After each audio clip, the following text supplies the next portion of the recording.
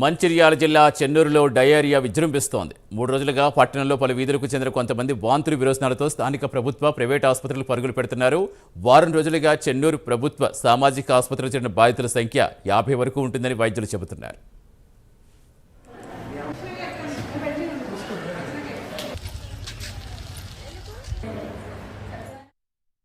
కాలం లోపల ఫిబ్రవరి 1 నుంచి ఇప్పటి వరకు 41 కేసులు రిపోర్ట్ అయినాయండి, డయేరియా కేసులు.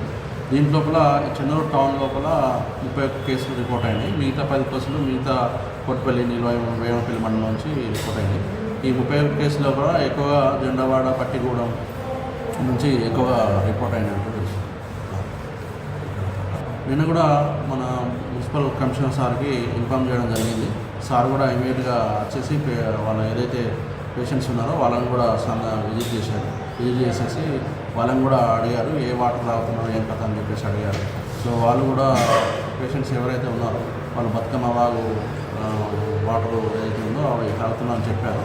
సో ఎవరైతే వాళ్ళు చెప్పిన దాని ప్రకారము ఆ వాటర్ ఏదైతే తాగిన వాళ్ళు ఎక్కువగా ఆ వాటర్ తాగడం వల్లనే అయిందని చెప్పేసి నిర్ధారణకు వచ్చడం జరిగింది.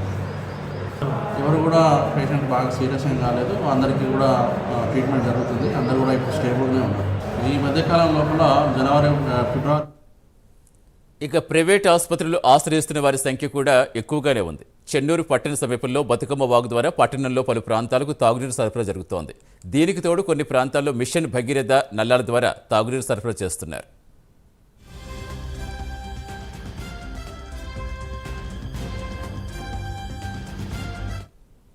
అయితే మిషన్ భగీరథ ద్వారా వచ్చే నీరు స్వచ్ఛంగా లేకపోవడంతో ఈ నీటిని స్థానికులు ఎవరూ తాగేందుకు ఉపయోగించడం లేదు. పట్టణంలో కొన్ని ఏరియాల్లో ప్రధాన పైపులకు డైరెక్ట్గా నల్లాలు అమర్చి ఉన్నాయి.